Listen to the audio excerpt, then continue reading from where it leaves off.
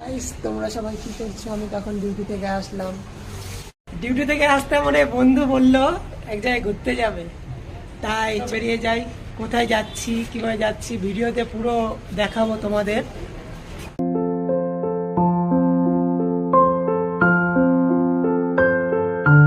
Auto থেকে নেমে আমরা চলে গেলাম মলের ভেতরে।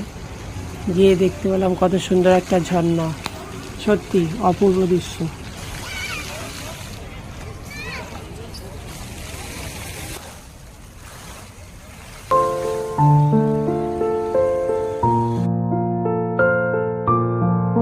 মলের ভেতরে কি আছে আজকে তোমাদের সামনে সব দেখাবো।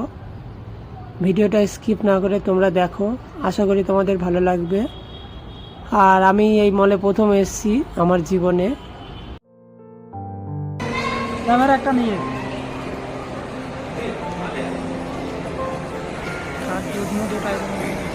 কি বলবো, 2 ঘন্টা থেকে হাঁটছি, মল আর শেষই হচ্ছে না। আমার পা ব্যথা হয়ে গেল ঘুরতে ঘুরতে। এখনো 4টে ফ্লোর আছে, তোমাদেরকে তাও দেখাবো। এত দূর থেকে যখন